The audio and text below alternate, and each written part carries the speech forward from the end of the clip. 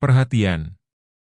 Konten ini mengandung konsep esensi ilahiyah yang membutuhkan aspek pemahaman mendalam, yang kemungkinan hanya dapat diakses dengan keterbukaan hati dan pikiran, untuk mencapai tingkat pencerahan dan kesadaran yang lebih tinggi.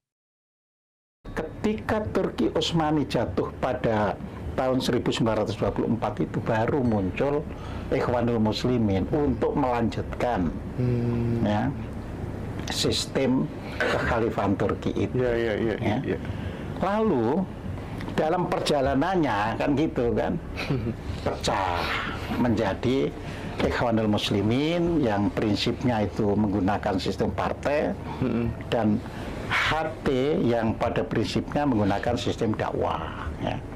Namun demikian boleh jadi itu memang cara itu artinya nggak pecah dalam pekerjaan ya, desain. Nggak pecah dalam arti kata bersaing, tapi ini mencari pasar. Oke. Adalah aku menggunakan lewat jalur ini, justru malah memperluas pasar, ya, memperluas marketing lah. Ya, jadi di situ. Nah ini intensif sekali yang sistem HT ini, ya kan, ke pendidikan, ya.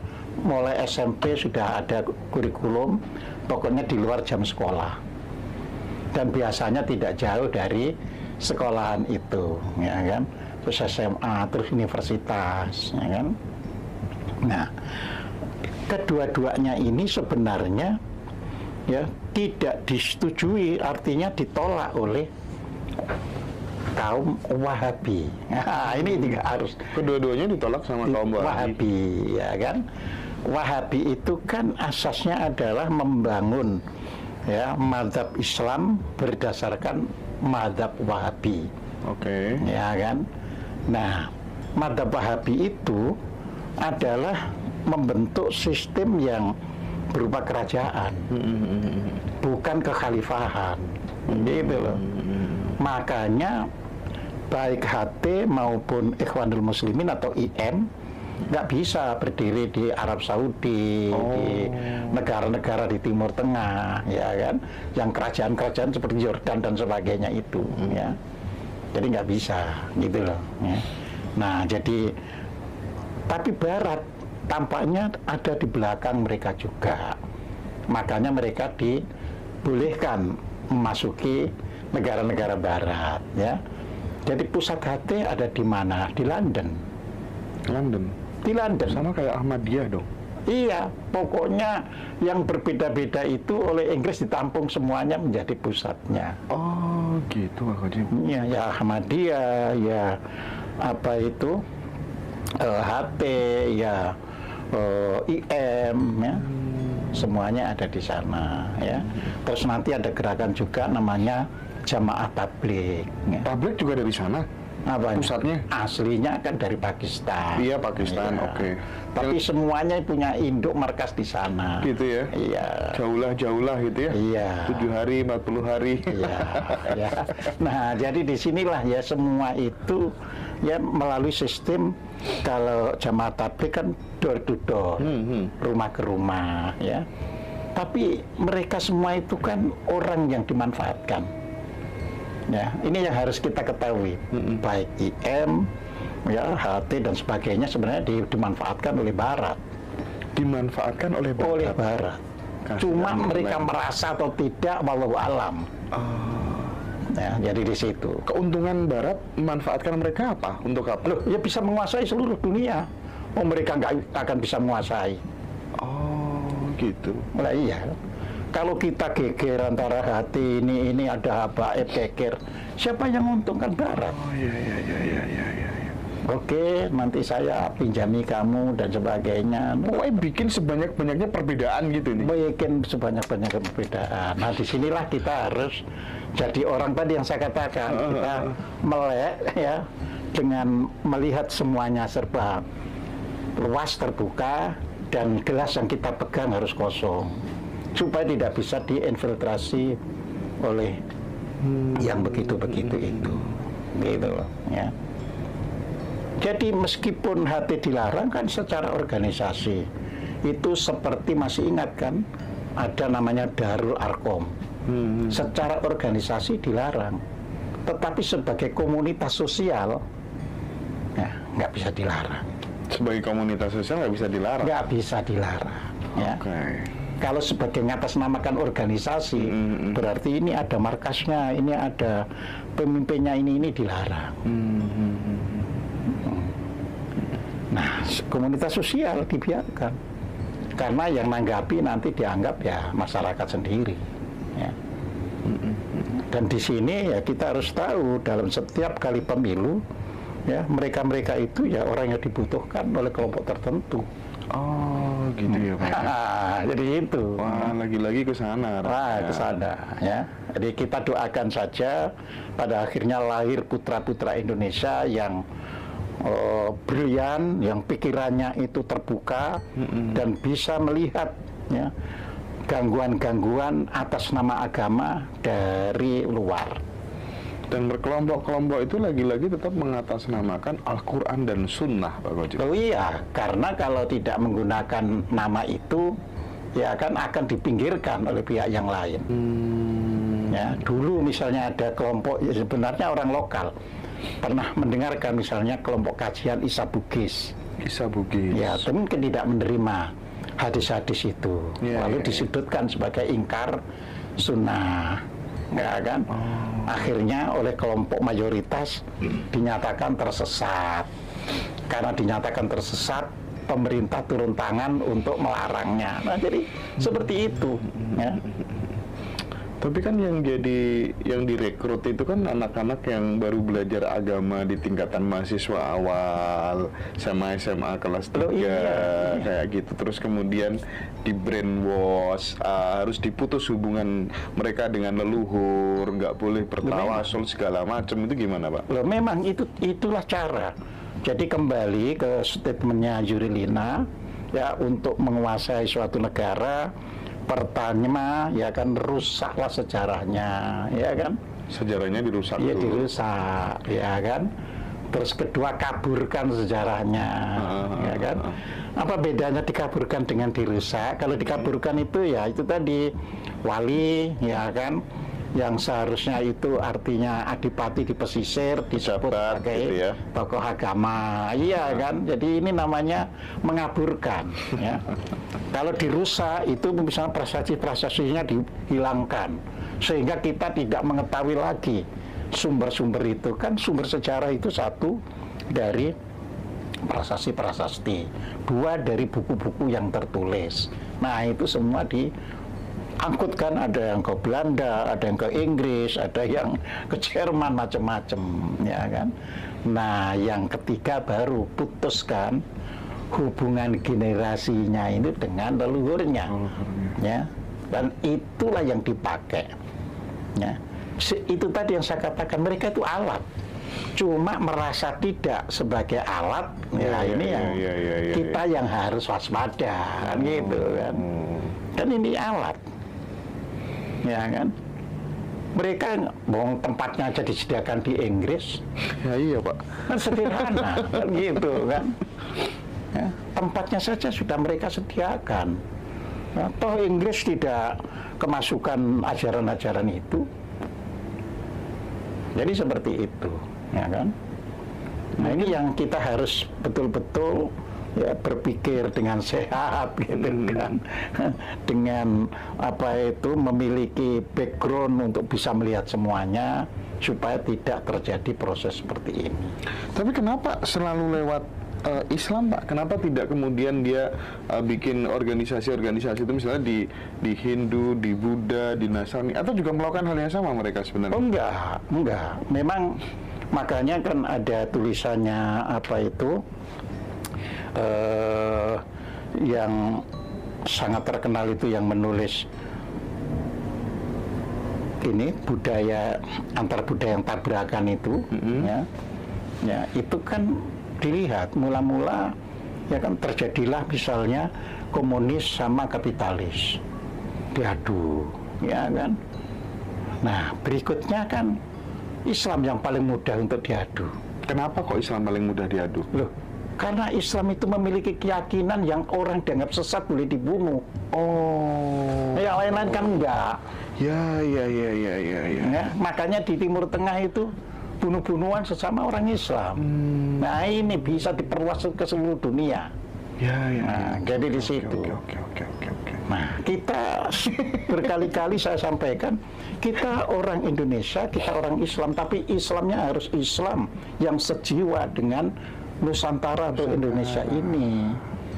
Jadi kita tidak boleh terputus dengan segala adat istiadat, segala budaya yang ada. Gitu loh. Begitu itu diputus, gampang nanti diadu domba, kan gitu, ya. Ya tawasul segala itu kan memang itu hanya proses dari zaman dulu ada orang tawasul.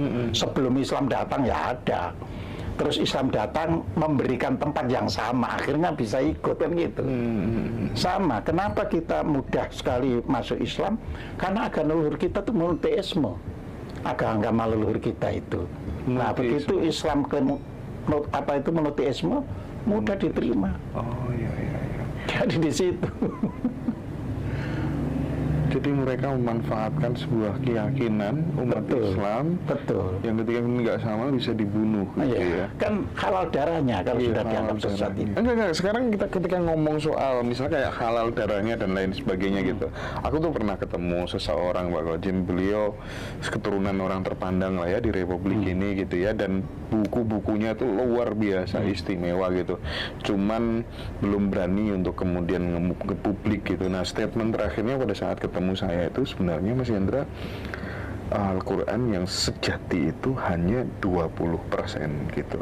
Selebihnya yaitu apa tuh namanya titipan-titipan dan lain sebagainya, dan dia menjelaskan dengan sangat logis, sangat detail gitu.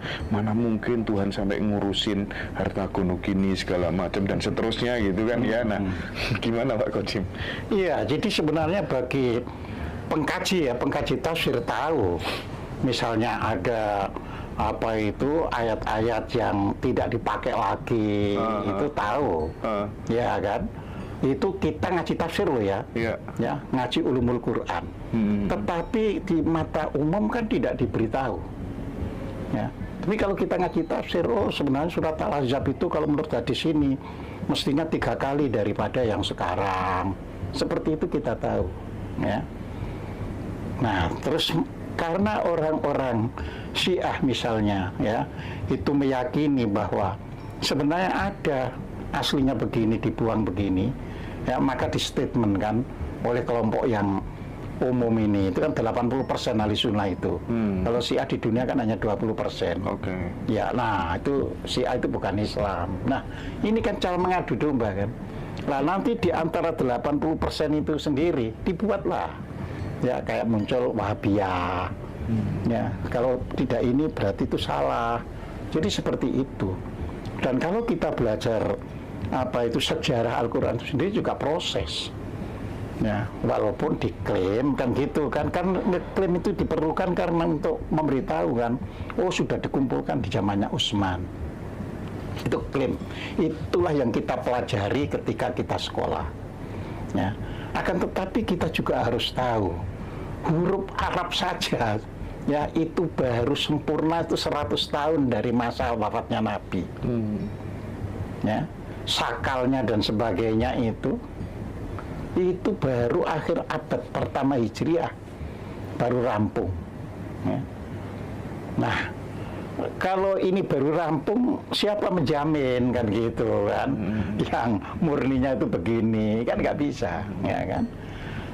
Ya. Tetapi kan sebuah agama selalu ada tokoh yang ingin menyatukan. Enggak, kita harus seperti ini. Nah itu yang terus ada yang tumbuh untuk membakukan itu, membela itu. Ya, jadi seperti itu. Walaupun akhir-akhir ini berkembang kajian-kajian di dunia bukan hanya terhadap Al-Quran, terhadap semua agama itu dikaji secara ilmiah kan gitu kan. Tapi kan itu tidak cepat terus seperti membalik tangan. Itu proses. Itulah yang waktu yang lalu saya sampaikan ke Mas Dodi ya. Apakah agama itu bisa hilang atau tidak? Ya tergantung proses ini. Ya. Kalau sudah zaman AI ya, semuanya orang saja tanya benar tidak lewat chat GPT. lewat ChatGPT, membeli rumus apa saja lewat mesin learning, AI mesin learning, ya kan? Lah kalau semuanya sudah serba mesin, serba ChatGPT, kan tidak disadari mereka nggak nengok-nengok lagi hukum-hukum yang sebelumnya itu ada, ya.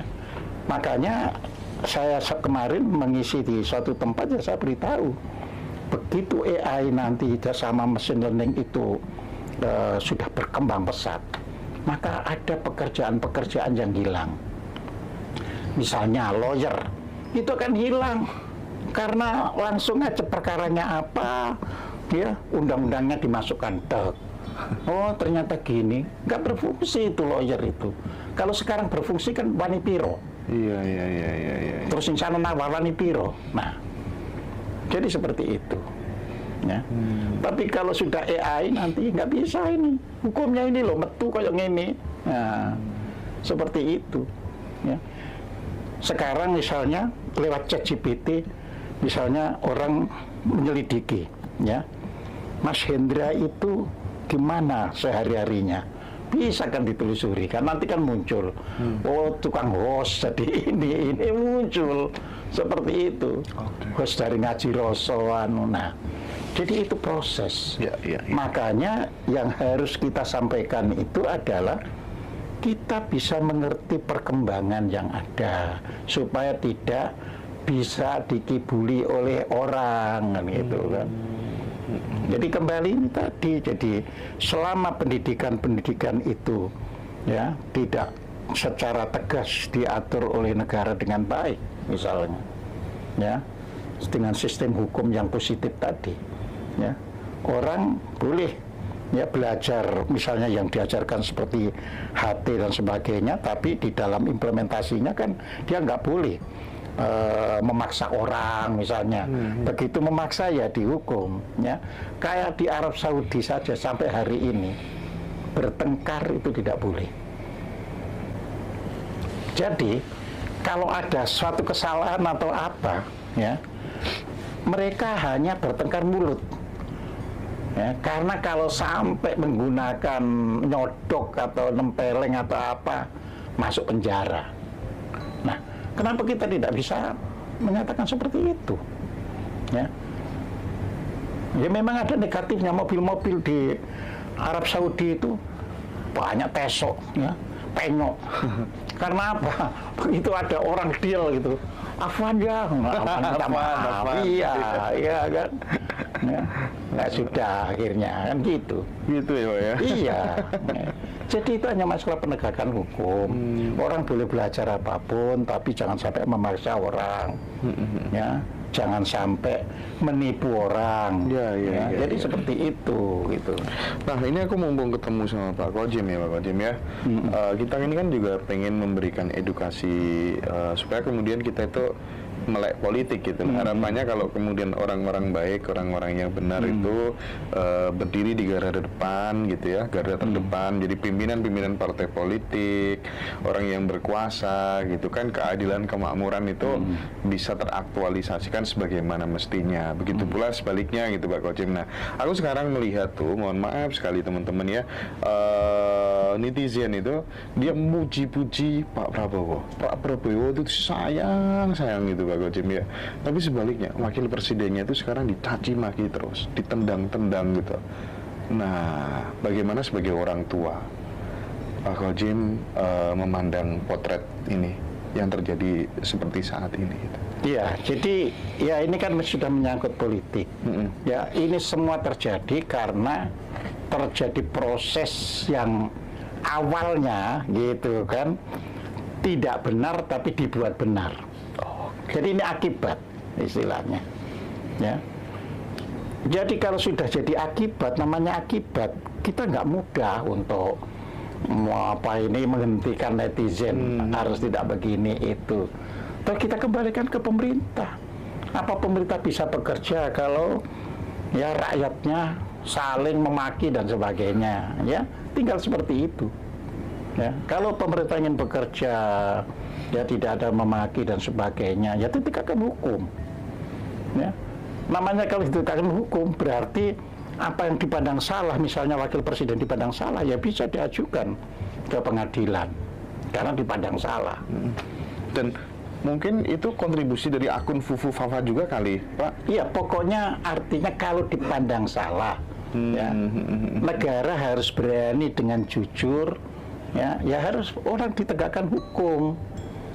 Jadi yang salah kan ada yang anggap salah tapi negara diam.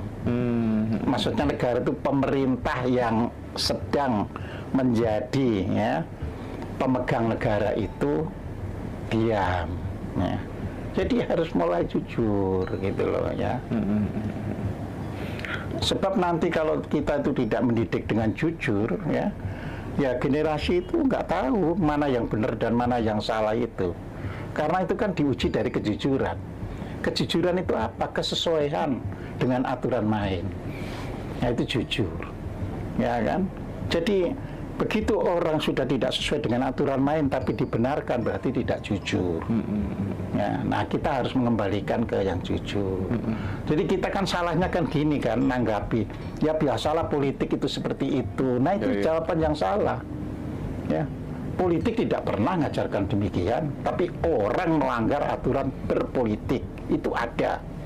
Ya, politik itu kalau kita belajar ya benar-benar isinya itu untuk bagaimana, ya kan, bisa menata, bisa memiliki tata krama dalam kehidupan bernegara, itu politik kan gitu kan.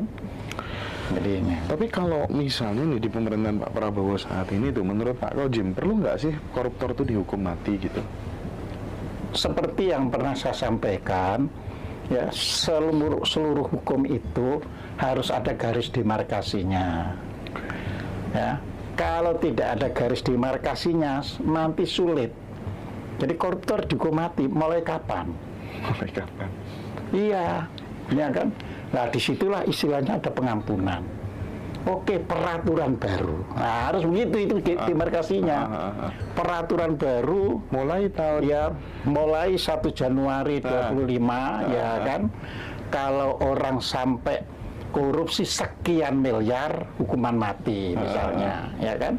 Kalau di bawah itu misalnya hukuman ya penjara, ya tahunnya sesuai dengan besarnya ini. Jadi mulai tahun itu. Terus bagaimana untuk yang sebelumnya? Yang sebelumnya diberi pengampunan asalkan ya menarik uangnya yang disimpan di luar negeri untuk disimpan di dalam negeri. Ya, kalau suruh mengembalikan kan susah juga. Tapi paling tidak yang kan koruptor itu umumnya yang nyimpannya di luar negeri. Iya, betul. Itu suruh aja kembali di dalam negeri supaya uang itu bisa digunakan untuk jalannya pemerintahan dengan baik, untuk mengembangkan ekonomi masyarakat. Bagaimana kalau nggak mau, baru di penjara, karena ini perintah untuk masuk ini. Anda tidak ditagih ini dan itu, cuma kembali ke dalam negeri, ya kan? Terus nanti dipajeki aja, pajak aja, ya kan? Masuk sekian berarti pajaknya sekian.